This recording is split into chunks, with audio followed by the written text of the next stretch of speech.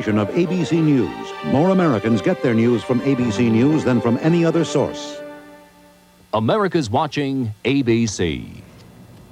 Will Hurricane Lily hit land? And if so, when and where? Good evening, I'm Susan King. And I'm Jim Harriet. Also ahead, the candidates for district mayors square off in a televised debate. This is Frank Herzog. We'll have highlights of the Caps and the Jets. You'll hear George Welsh worry about tomorrow's game, tonight in sports. When they've had some really good seasons. I'm Jerry Brown. The remnants of Marco and the threat of Lily should be an interesting weekend of weather ahead. I'll tell you about it coming up. When creating the new G20 midsize luxury sedan from Infiniti, these were just a few of the amenities we kept in mind. Seating surfaces that are fitted with leather, a cabin that heightens the level of comfort and stretches the limits of space. Of course, with 16 valves and 140 horsepower, that mind also has an alter ego.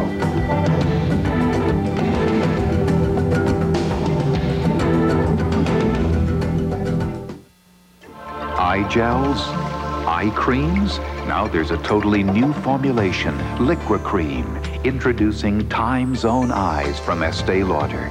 It creates a new surface on your skin with ultra-hydrating emollients. You'll see it dramatically diminish the appearance of lines, dark circles, and puffiness. Time Zone Eyes. Try it now while time is on your side.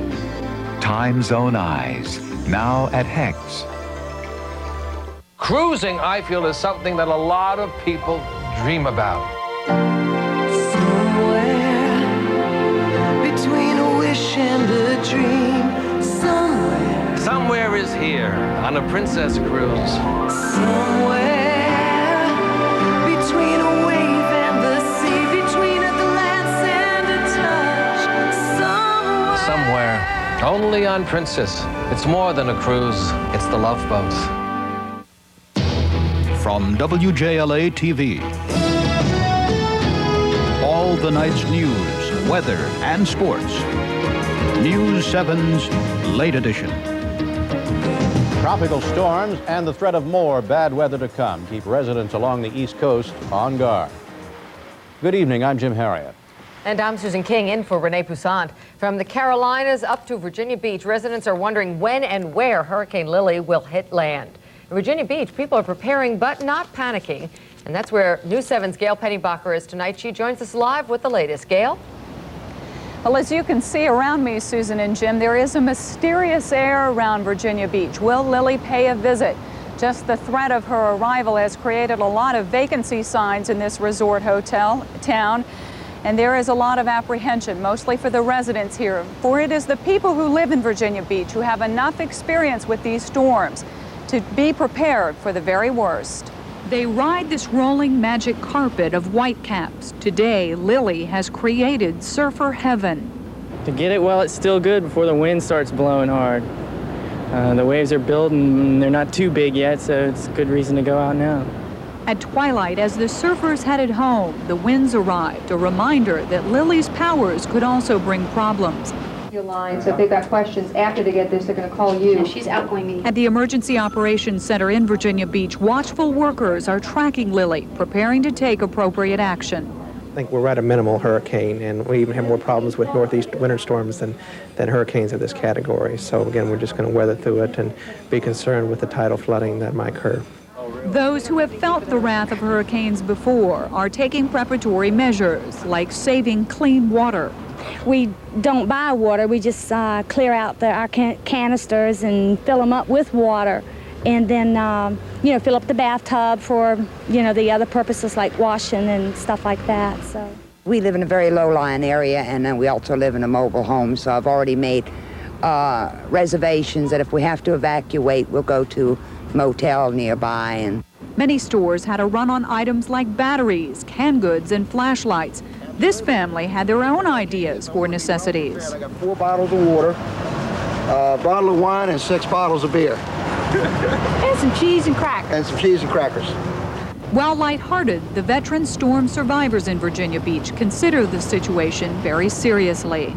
If the hurricane, if it's a severe storm, a severe hurricane, and there's a possibility of flooding, I think people should leave the beach.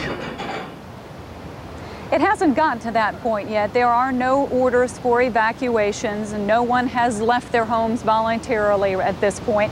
You don't even see the traditional boarding up or taping of windows right now. Basically, the runs on the goods like the bottled water and the canned goods. But right now, tonight, Susan, people are just watching and they're waiting. They're listening to the weather forecast. Pretty behind you. At this point, could it pass by, or are people expecting it in the middle of the night? They're expecting it in the middle of the night to some extent. I think right now the latest predictions are sometime in the morning, maybe sometime after 6 a.m. They think it possibly could brush up along the Virginia coastline. Anywhere it hits, though, there will be an impact. One of the greatest consequences may be the beach behind me. There has been a tremendous beach erosion project here, and they've been trying very hard to replenish it. They're afraid any kind of severe storm will take it out to the ocean. Okay. Gail Pettybacher, we'll see you tomorrow to see how you fared the evening. Reporting live from Virginia Beach. All right, let's talk to the man who's been tracking the storm all day.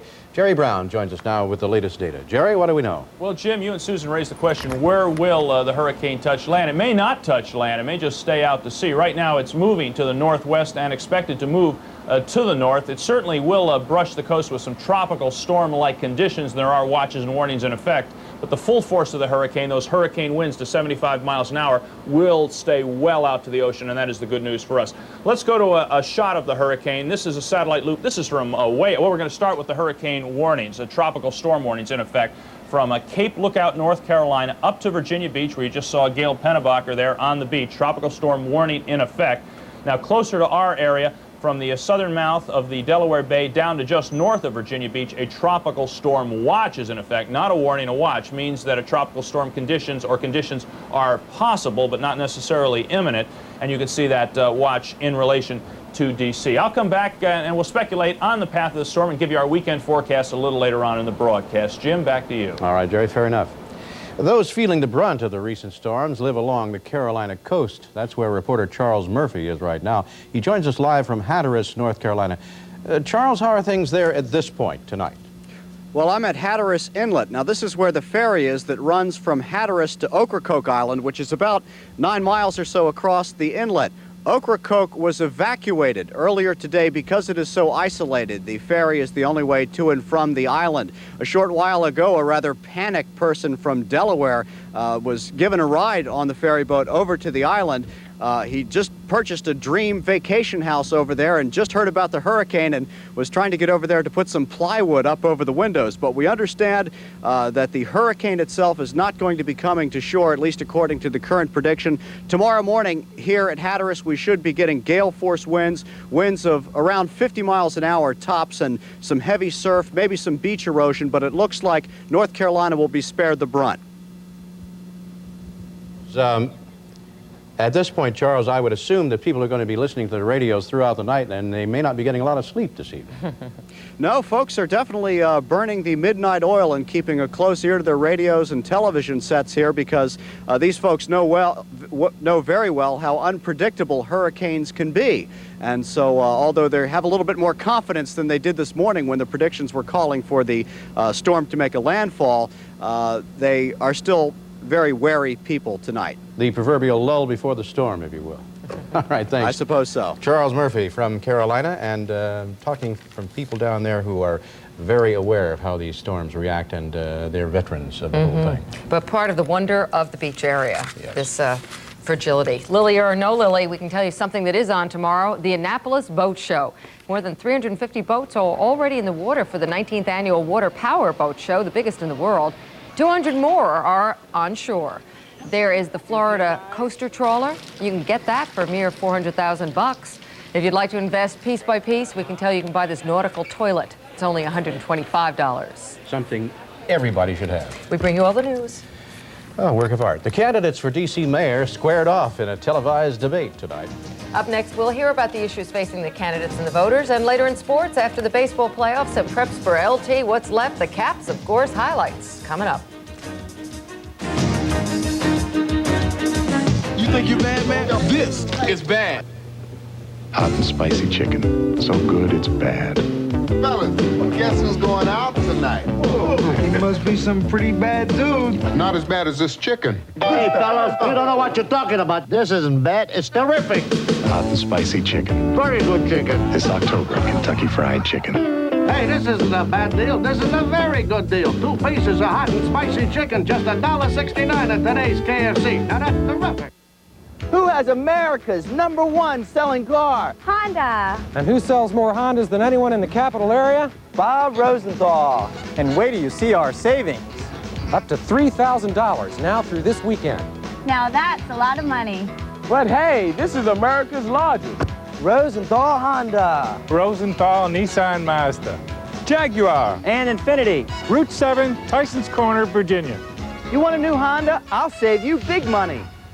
Channel 7 salutes Washington area student achievers. Colleen Brandon, freshman, and Selena Hairston, 6th grade. I used to get C's in my reading scores, but with the help of our adopted school volunteers, my grades went up to A's last year.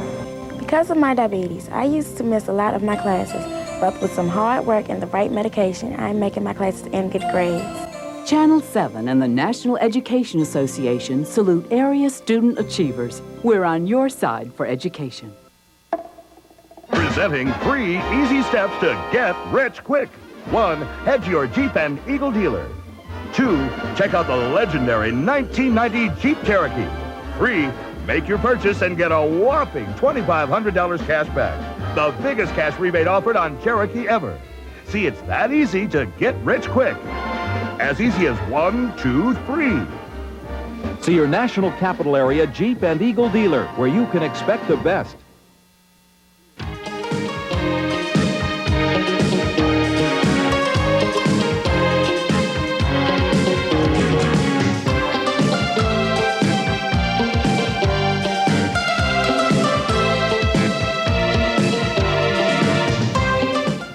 The United Nations Security Council tonight has agreed on a resolution that condemns Israel for Monday's attack on a group of Palestinians. Israeli security forces opened fire after Palestinians hurled rocks at Jews praying at the Wailing Wall. 19 Palestinians were killed and 140 others were injured. The measure condemning Israel still needs a formal vote. It was hammered out after 5 days of marathon talks by the Security Council.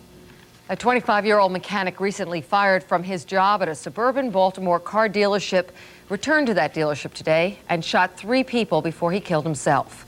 Witnesses say the gunman, Wilton Reed, was calm and methodical as he began shooting. But when he was through, another mechanic lay dead and the company's general manager and service manager lay wounded.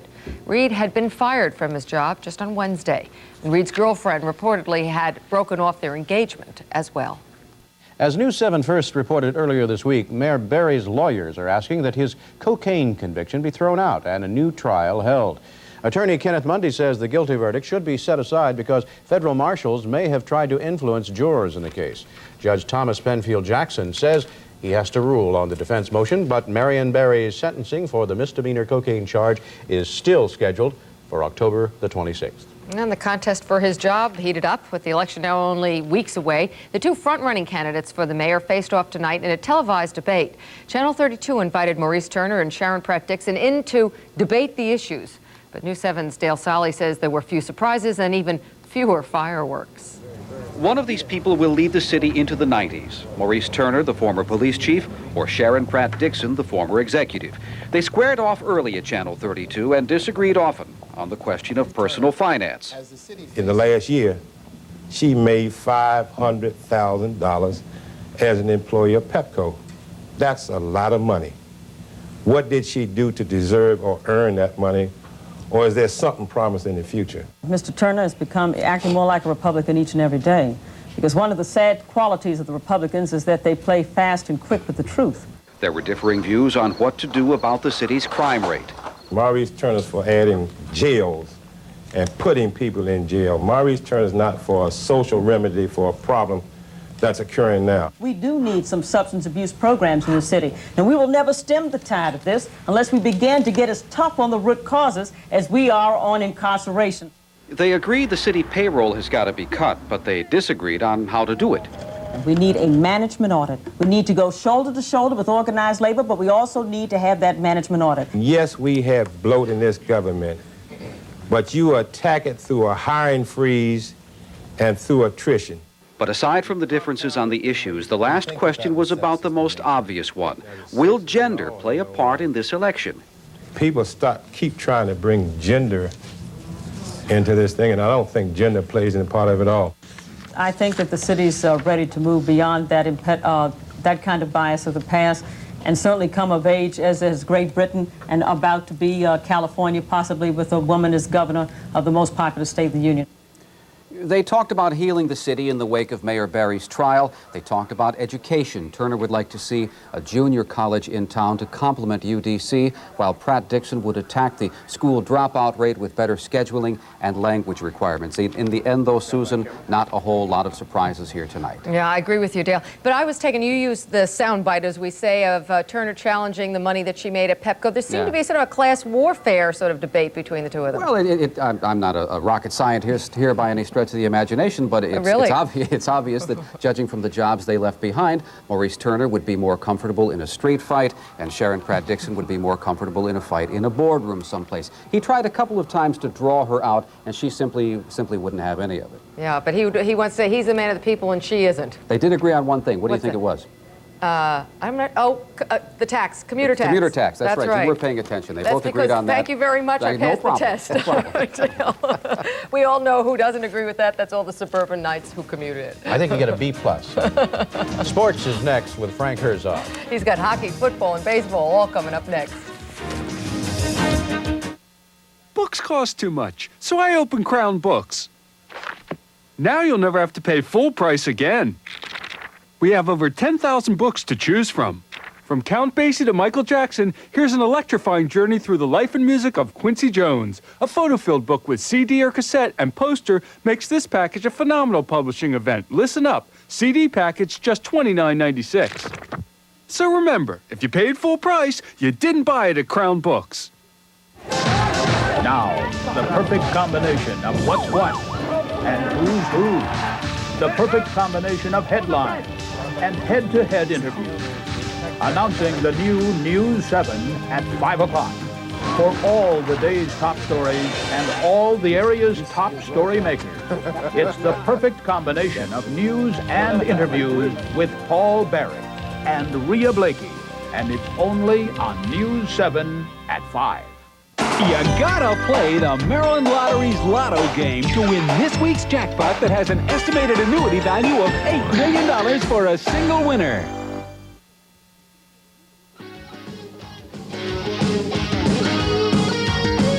The Oakland A's were busy teaching their pitchers how to hit while they wait to see who they'll play in the World Series. Frank, do they know yet? No, they don't. It's very close to knowing. No, Cincinnati has the lead. We're going to set this little highlight package aside. Okay. As soon as the game's over, I'll show it to you, okay? Because otherwise I'll get in trouble if I show it early. It's a deal. Now let's talk about the Caps. They bounced back.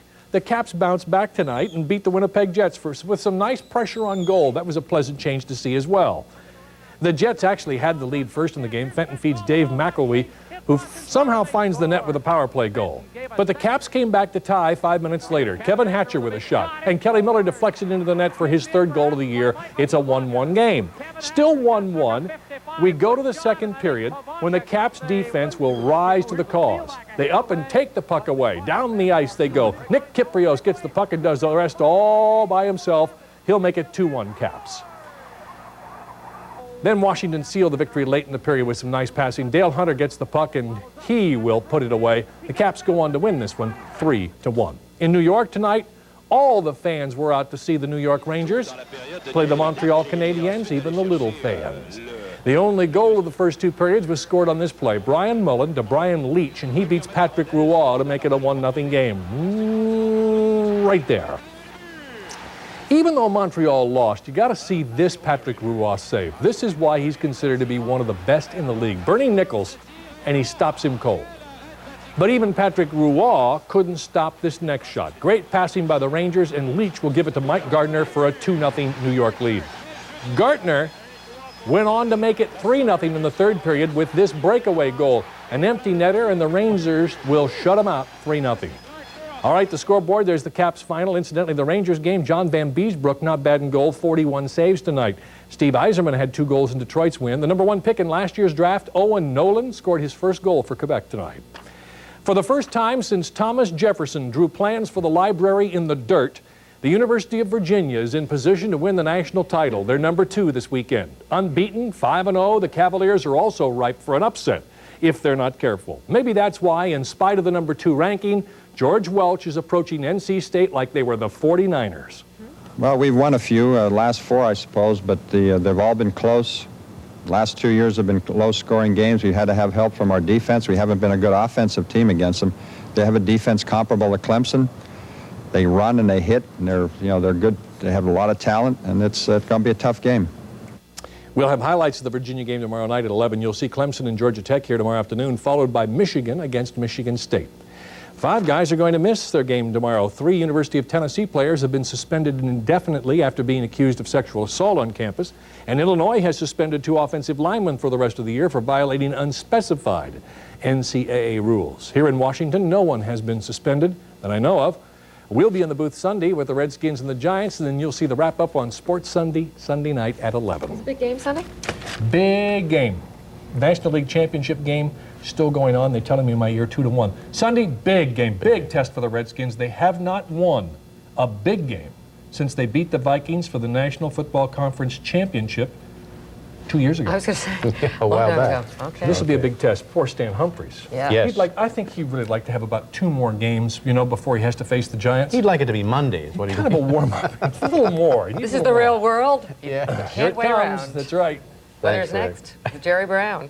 He's tracking Hurricane Lily, of course, and he'll have the very latest on her path next.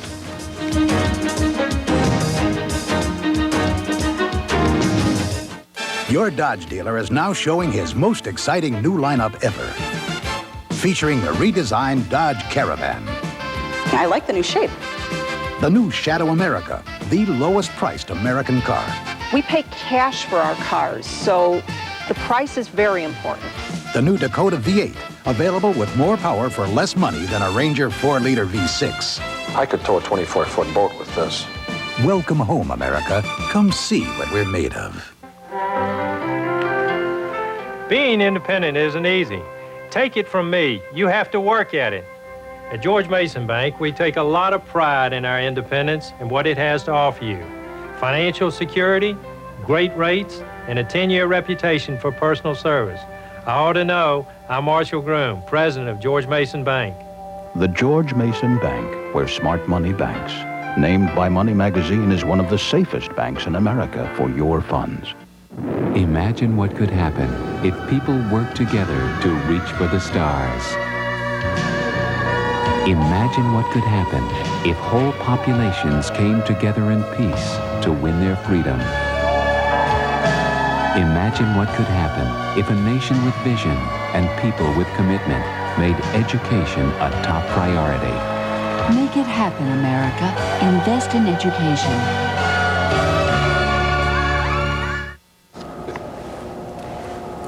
We all have our concerns for the weekend. We've got Yes. For Love of Children Walk 20K tomorrow on Grand Marshal Channel 7, the Edie's Kids Project. 20K, is it going to be in the rain? Go for it. What time does the not? walk start? Quickly. How about 9 o'clock? Oh, you want me to show Well, it to you? actually, there's a pretty good chance of some rain tomorrow morning, but it's a good cause anyway, and go out, and it's worth getting wet for. How wet? I think How those, wet? well, there could be some heavy downpours tomorrow You're morning, going to back but me with $5 a K, right? you put me on the spot. I guess I have to. Walk with an umbrella. You heard that. With Bob. an umbrella in the morning, but then things will be clearing out by the afternoon, I think, or at least we'll get some breaks.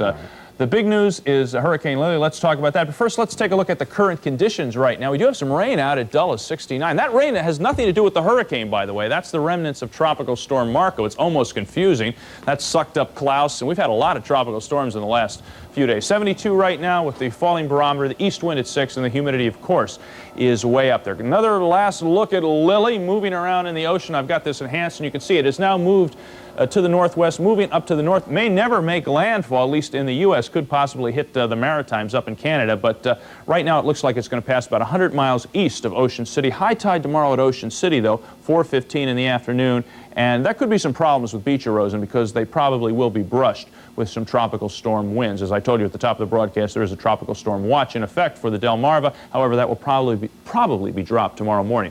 Let's switch computers. I'll show you the national shot. Frontal system well out to the west. High pressure in the Midwest. That's coming in next week. In fact, we'll feel the influence of it by Sunday afternoon. Should be really nice around here. So that is the good news. Close on in. You can see these clouds associated with the disturbances down to the south that brought all those torrential rains to the Carolinas and Georgia. Take a quick look at the precipitation now. Some heavy stuff to our south. We could get some heavy rainfall overnight into the early morning hours, but as I was telling Susan, it should clear out by the afternoon. So certainly by the end of that walk, you should be on the dry side. Tropical air mass in here continuing tomorrow with temperatures well into the 70s, approaching 80 degrees. But look at the cooler air. Look how it cools off when you move to the back. Here's where autumn is, and that will eventually be ridging in here by Sunday, developing sunshine by afternoon. Forecast goes like this overnight tonight, mainly cloudy with some showers. We could experience some heavy rain, 65 to 70 degrees.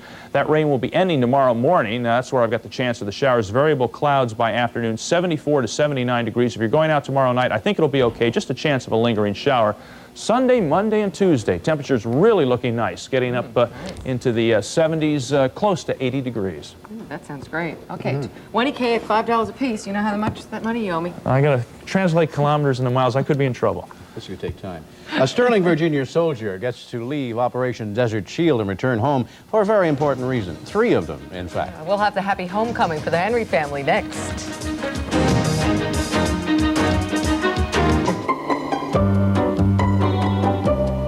We only sell lamps and fixtures. We specialize in wicker and rattan. We just sell recliners. Framing. Bathrooms. Glass and mirror. It's just mattresses. All kinds of lampshades.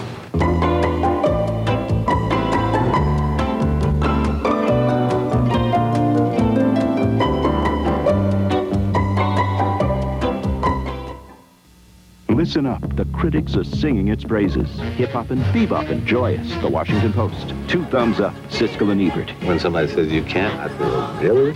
Listen up, the lives of Quincy Jones, rated PG-13. Now playing. Cynthia Curlin, fitness expert. Let's talk about your bones. You see, our bones need calcium to stay strong, and milk provides it. But milk isn't enough. You need to combine it with weight-bearing exercise, like this. And this. And this. And this. Anyone can do it.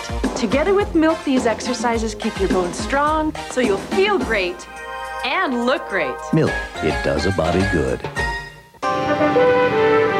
You've been up in the air for hours. Now you gotta make up the time. Aren't you glad Hertz has a faster, easier way to rent a car? #1 Club Gold. No paperwork, no stopping at counters, nothing to slow you down. Hertz, we're America's wheels. You go straight to our Gold parking area, where your car is waiting, ready to go. I'm gonna make it. Hertz, we're America's It's the fastest way to rent a car. Think big, win big. This Saturday's DC Lottery's Lotto America annuity value is $11 million. Germany's Interior Minister Wolfgang Schäuble is fighting for his life tonight after being shot and seriously wounded during an election campaign appearance. Police have 1 man in custody and are searching for a second gunman. That shooting took place in Oppenau, about 130 miles south of Frankfurt. An assassin's bullet struck and killed Egypt's parliament speaker and 4 of his security guards today. 64-year-old Rifat al-Maghoub was killed immediately by 4 gunmen on motorbikes who all escaped. Al-Maghoub, seen here with President Hosni Mubarak, had recently warned of possible terrorist attacks from Muslim fundamentalists or from Iraq. He expected reprisals for Egypt's opposition to Iraq's invasion of Kuwait. A long and tiring journey is over for 257 people who evacuated Kuwait and Iraq and arrived on American soil today. Among the evacuees landing in Raleigh-Durham, North Carolina, were 123 Americans, mostly children under the age of 13. This was the first U.S. chartered flight out of the Persian Gulf in nearly 3 weeks. It has been a remarkable homecoming for Army Specialist Eric Henry of Sterling, Virginia, who got to see his newborn triplets for the first time today. Eric's wife Colleen gave birth to Megan, Matthew, and Micah a few days ago, but Dad was still in Saudi Arabia taking part in Operation Desert Shield. Today he got to see his new clan for the first time. Everyone is healthy, and Eric gets to stay in the States for a couple of weeks. He's happy about that, so's his wife, I'm sure. Welcome to the world and welcome home. That's our news. Baseball game is over. Yeah? 2-1. Reds win it. They'll go on to the World Series. All right. Latest. Thanks for being with us this Friday night. Have a terrific weekend. Nightline's next. Good night.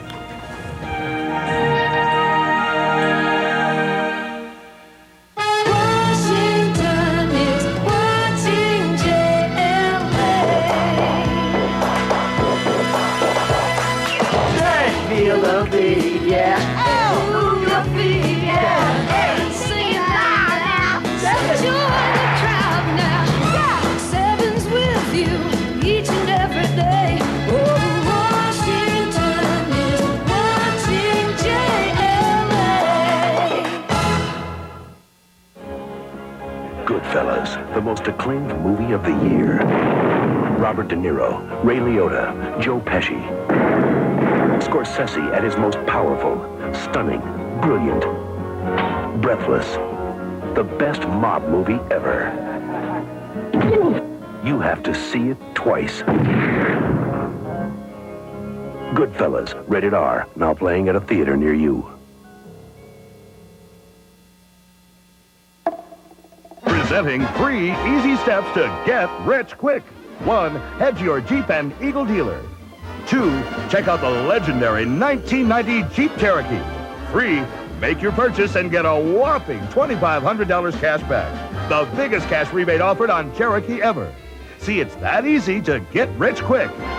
As easy as 1, 2, 3. See your National Capital Area Jeep and Eagle dealer, where you can expect the best. My Talk Show, weeknights at midnight on Channel 7. Soaring oil prices, the budget crisis in Washington, fears of an economic recession, a stock market roller coaster, and the threat of war in the Persian Gulf. What does it mean for most Americans?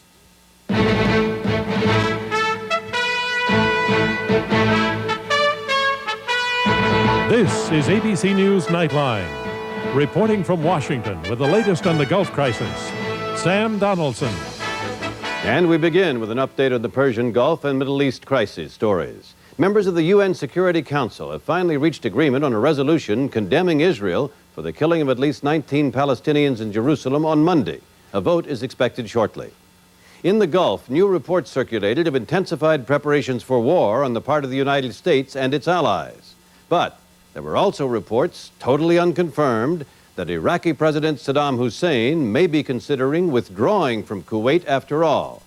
As unlikely as that might be, the price of oil dropped slightly on the news and the stock market went up, the Dow Jones Industrial Average rising almost 33 points for the day. Which brings us to our main topic this evening, the state of the U.S. economy. Is a recession underway? And if so, what can the country and each one of us do to avoid economic disaster? John Martin reads the latest signs. The French mathematician and philosopher Pascal said anxiety is one of the constants of life. Harold Lloyd knew about that. This movie was called Safety Last. It tells the story instantly, a high place, a desperate moment. Time magazine used Lloyd to tell its story, the world economy in a moment of deepening desperation and anxiety. But is it true, or are we just talking ourselves into a state of anxiety? One of the best cartoons in the New Yorker recently was this family sitting at the breakfast table, and Dad is saying to the group, let's talk about how we're all not going to buy anything this fall. Some people are selling instead. This is the fanciest pawn shop in Washington, D.C. Lately, it's been getting lots of expensive watches, women's jewelry, crystal, rings. A Washington Post writer called them 100 leading indicators that the country is headed for trouble. The owner thinks so, too. I think we're in a recession. That's the reason why that my business is so strong. Although we make money in the good times, in the bad times, it definitely will increase our business between 30 and 40%. The reason the wealthy are selling some of their possessions isn't hard to guess. Even before the Gulf crisis, the economy was softening. Businesses were beginning to fail in the Northeast.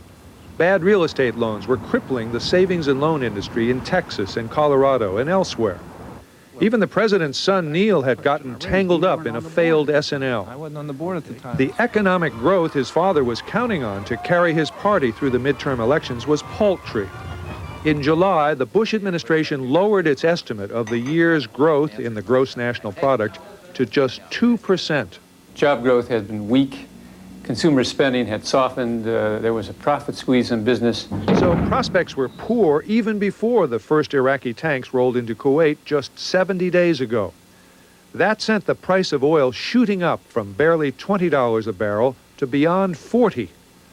For commuters, it was déjà vu, the present experienced as an unpleasant reminder of the past. The possibility of shortages sent gasoline prices soaring. It hurt. Economist Sinai called it the nail in the coffin of our expansion. Whatever downturn we might have been having or slipping into was made certain by the invasion of Kuwait. But even after the American buildup in the Middle East, the country found one more way to depress the prospects for strong economic rebound. Our nation's debt is rising to a point that's ridiculous.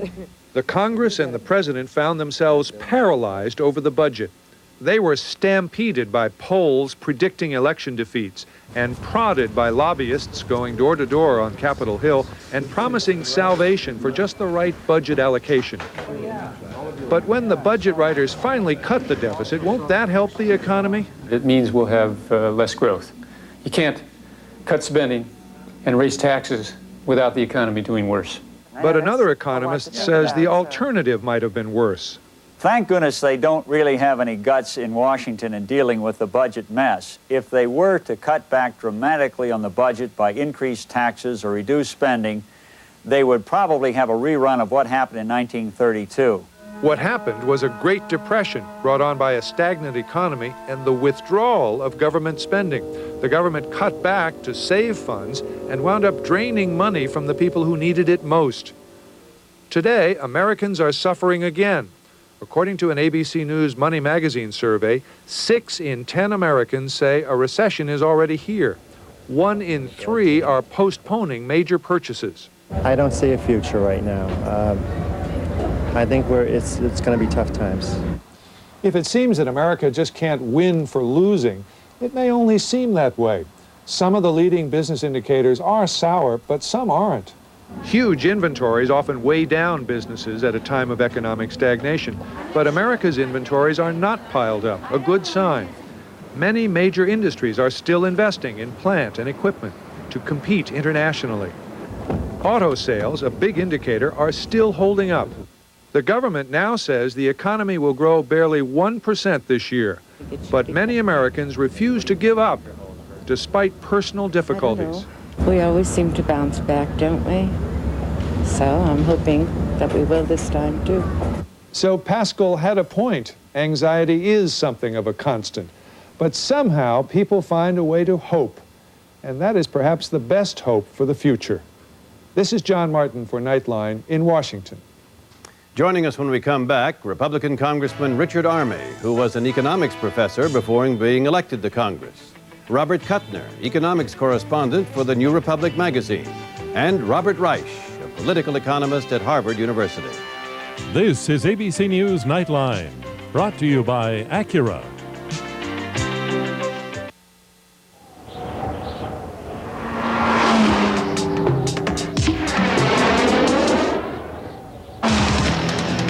The anti-lock brakes on the Acura Integra were inspired by those used to stop jet aircraft.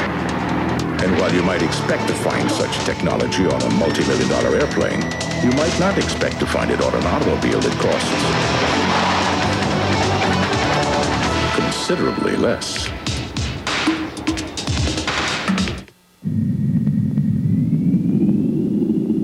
What can a Pitney Bowes mailing system do for your business? Watch this.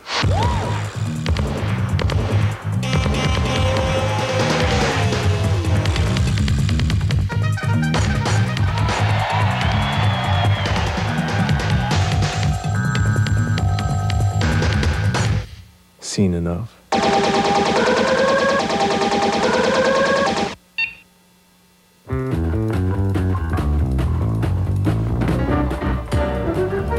This is the newest Accord from Honda, the Accord SE. It has an even more powerful engine, a quiet, leather-trimmed interior, and perhaps best of all, anti-lock brakes.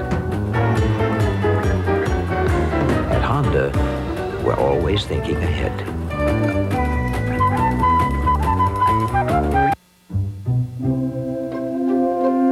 The airline that brings you 10 countries across Asia and the Pacific now bridges the Atlantic to Europe. flights to Frankfurt, and to Paris. Come fly the airline that spans more than half the world. United.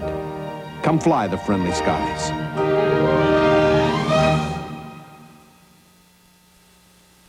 Sunday on This Week with David Brinkley, the Israeli shooting of 21 Arabs and its effect on the Gulf crisis. Israeli Defense Minister Moshe Aarons faces the Brinkley panel Sunday.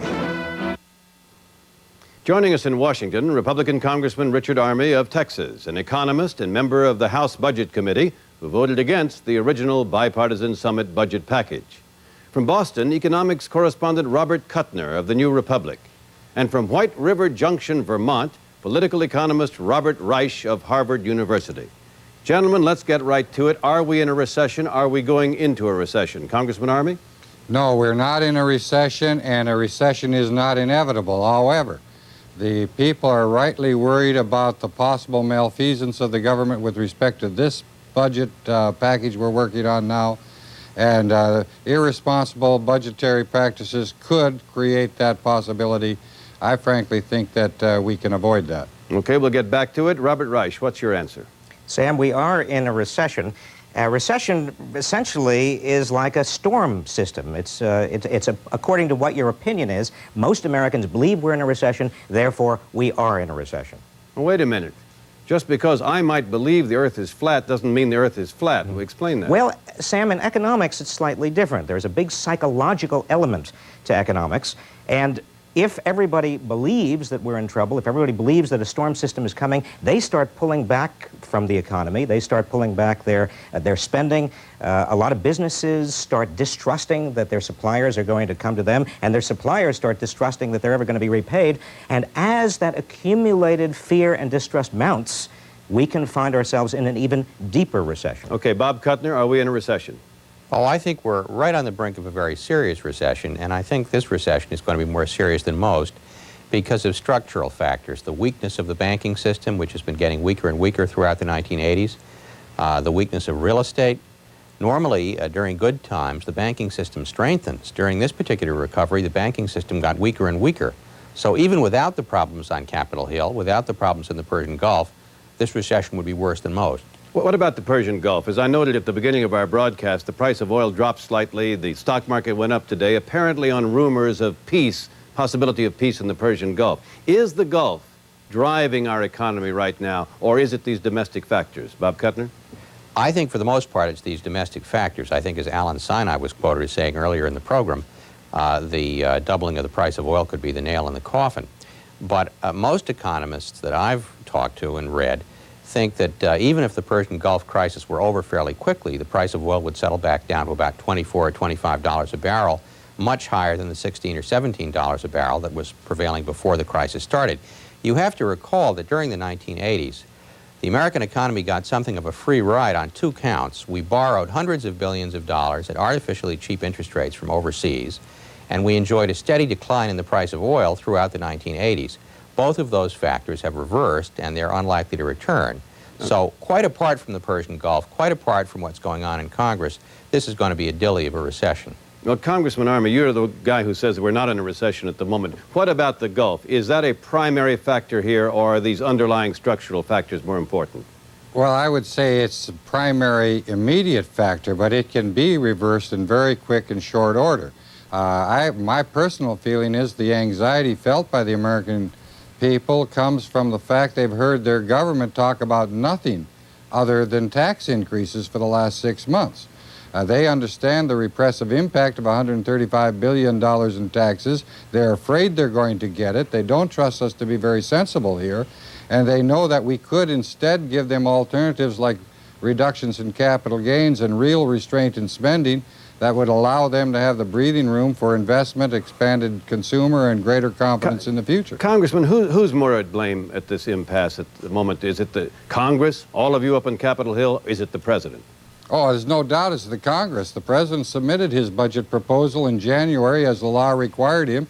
Congress was to have turned out their budget on April 15th, and they didn't do so.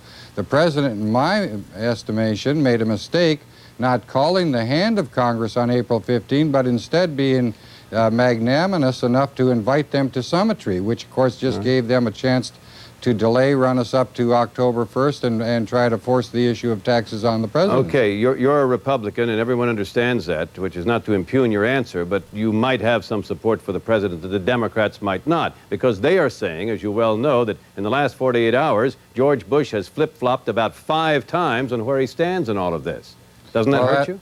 Well, it may hurt George Bush, and it may hurt the confidence of the American people.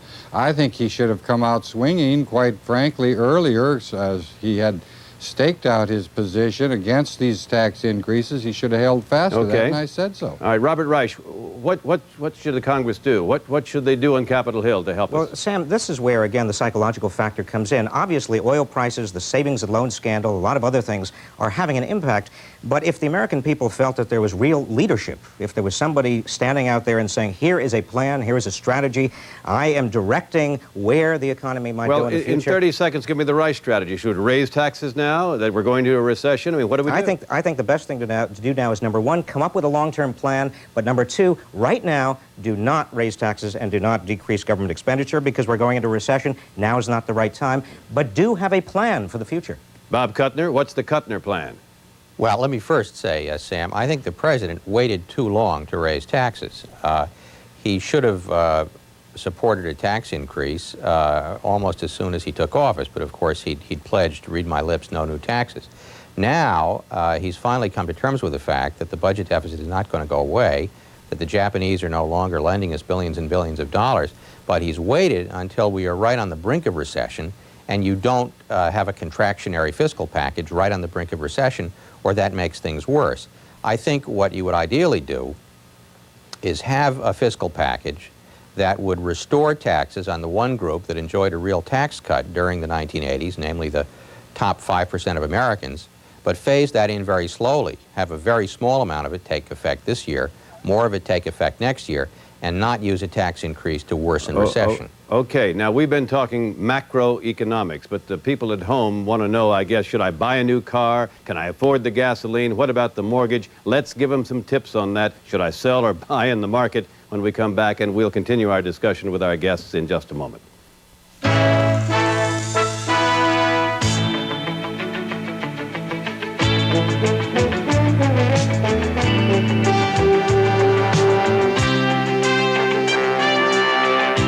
Would you say you know a lot about cars? Yeah. Tell me, if you could trade your all-wheel drive Eagle Talon for any other car in the world, what would it be?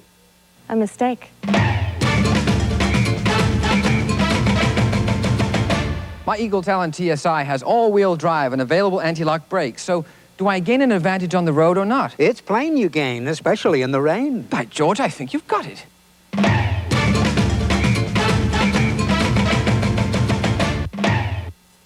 If you have an insurance repair on your home and you have Allstate, it's in our hands. We know some very reliable contractors.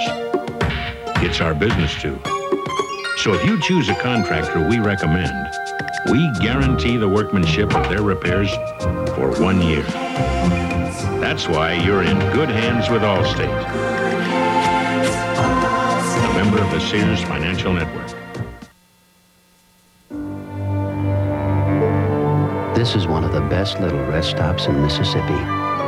It's a saltwater wetland, the kind of place nature might have made. A good spot to drop in, grab a bite, or just sit a spell. It was made by people who work in the nearby refinery. Do people need to create places so nature can spread its wings? People do. When creating the new G20 midsize luxury sedan from Infiniti, these were just a few of the amenities we kept in mind. Seating surfaces that are fitted with leather, a cabin that heightens the level of comfort and stretches the limits of space. Of course, with 16 valves and 140 horsepower, that mind also has an alter ego.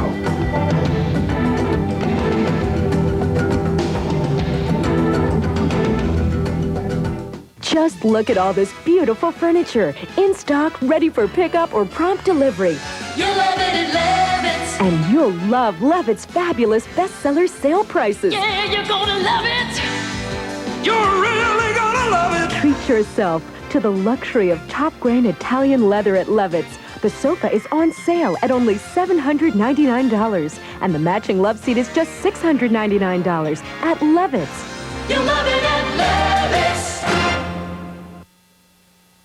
What's on your mind is on the American agenda: the environment, education, health, the family. For more than a year now, we have devoted extra time to issues which mean a great deal to all Americans. Not just exposing problems, but finding solutions. The American Agenda on ABC's World News Tonight with Peter Jennings.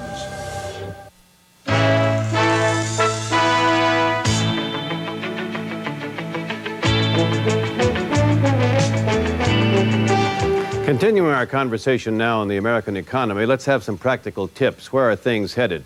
Robert Reich, where are interest rates headed? Can Americans in the next few months afford new homes and new automobiles? Well, interest rates may be headed downward because a lot of foreigners are getting very skittish about dollars. And as foreigners pull their money out of dollars, interest rates may go down. Can Americans afford houses? Well, if interest rates go down, houses and cars become a little bit more accessible. But beware. Beware, because you may not have a job. Interest rates may go down, but don't buy a big car or a big house because you may find yourself unable to pay the interest. You're a lot of fun. I mean, that's a heck of a choice. Bob Kuttner? The dismal science. Bob Kuttner, do you agree with that? Interest rates headed down? No, I actually have the opposite view. I think... Well, express it.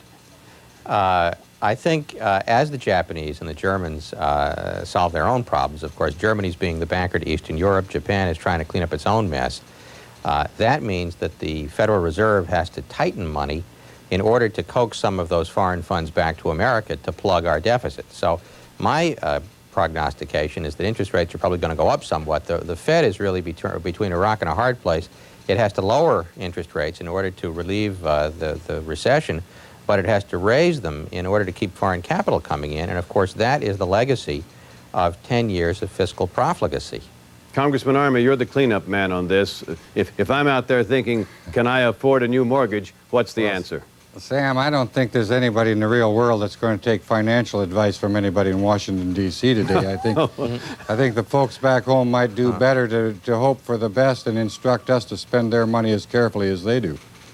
Well, can you have any guess? Can you hazard any guess on interest rates? Well, as far as interest rates are concerned, my guess is that interest rates will probably go up in the next few months unless we come up with a responsible budget package that allows the Federal Reserve to ease the interest rates.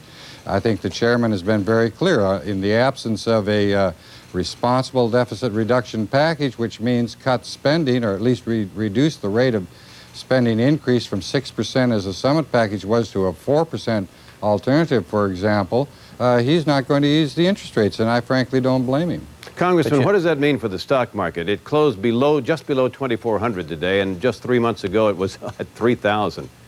Well, you know, I always thought the stock market was psychoanalysis, not economic analysis, and I think either one of your other two guests might be more qualified to judge it. Quite frankly, there are so many variables. Insofar, though, as we continue to be obsessed with raising taxes rather than restraining government spending by way of our budgetary talk in this town, it's going to have a adverse effect on the stock market. Bob Kuttner, I saw you nodding your head during a portion of the congressman's answer. Which portion did you agree with? Well, there's an old saying that the stock market has predicted 8 of the last 6 recessions. The stock market has already dropped, as you indicated, 600 points. And I think the thing that's going to be driving this recession is not the stock market. It's the weakness in the banking sector, it's the weakness in the real estate sector, and it's the fact that we are so deeply in hock to foreign lenders after what's gone on in the 80s. My deepest concern is that the banking sector will not be able to withstand a serious downturn. Robert Reich, get in. Actually, get in here. I would keep my eyes on big American corporations that have gone so deeply into debts over the last 10 years that they're going to have a harder and harder time meeting interest payments. If we have a recession that is as deep as 1974-75, 10% of the Fortune 1000, that's the big American corporations, are going to be in bankruptcy. And that is going to be a much more serious eventuality than anything that happens to the banks or S&Ls or even individuals. Well, I'm not going to let you off the hook on your stock market prediction, though. Which way? Up, down? I would say the stock market is going to go like this. It's going to continually fluctuate, which means, which means just everybody is going to be dealing with uncertainty and risk and tumult. If I were an individual playing the stock market right now, I would basically back away. I would say, look, we are in tumultuous times, the risk is going up, and I'm not going to get involved. Well, if you're the average American, if you're average American, let's say you don't play the stock market, what are the hedges? Is there anything that the average wage earner can do right now to protect him or herself against a coming recession if one is in fact here? Congressman? Well, obviously, if they had greater incentive for and rewards for personal savings, it is always prudent for the average wage earner to try to put some money back. If, on the other hand, they have a rational expectation that the government's going to create inflation to solve its own financial problems, they intuitively know it's not wise to save. In a word, what's your now. Expectation about the government? Well, I rarely expect rational behavior on the part of the government, but the American people have been so clearly direct in the last 2 weeks and given us instructions, it's hard for us to ignore their advice. And I think if the people keep the pressure on, we will hold government spending to about a 4% growth rate, and we will, rather than raise taxes, put in incentive tax reductions like capital gains preferential rate. Bob Kuttner, what are the hedges that Americans can, if any, use? Well, of course, the individual cannot control the unemployment rate. The individual can't control the stock market. I mean, if I had some spare money to invest, I suppose I'd put it in Treasury bills, and I would stay quite liquid until I saw which way interest rates were going. That's the problem with a recession. The individual is pretty much a captive of larger forces. Robert Reich, I'll give you the last word in our segment here. Quickly, hedges. Well, I would say if I'm trying to play the market, don't buy the big consumer durables. Keep as much saving as possible. If you're loaded down with credit cards, try to get out of a lot of deep indebtedness and bide your time. Watch what happens to interest rates and do a lot of praying. Oh, on that note, Robert Reich, Bob Kuttner, and Congressman Army, thank you very much for joining us tonight with all of your advice. When we come back, some of tomorrow's headlines on the crisis in the Persian Gulf.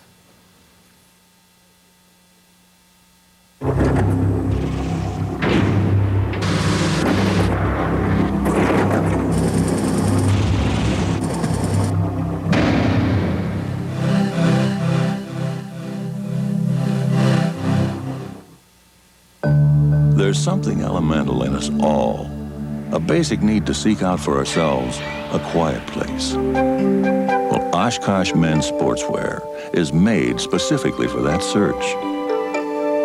Clothing that brings a man closer to himself and the earth. Rugged, comfortable, enduring. Find yourself in Oshkosh, exclusively at Sears.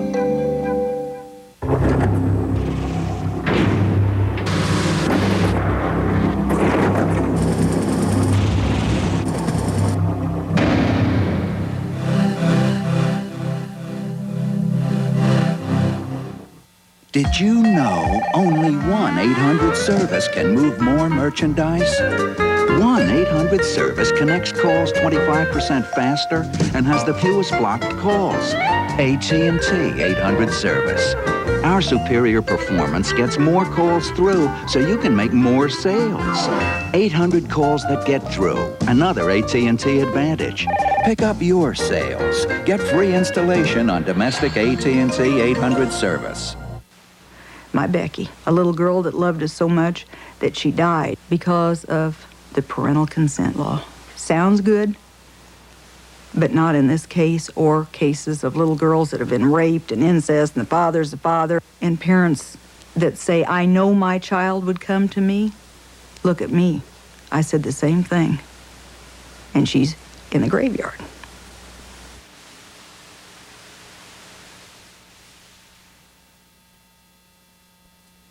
First, an update on our first story this evening. The United Nations Security Council, late tonight, has unanimously voted for a resolution condemning Israel for the killing of at least 19 Palestinians in Jerusalem on Monday. The final resolution was a carefully worded compromise between the United States and 7 non-aligned nations supporting the Palestine Liberation Organization. Here now are some of tomorrow's Gulf crisis headlines. The New York Times quotes the diplomats in Damascus as saying that Syria has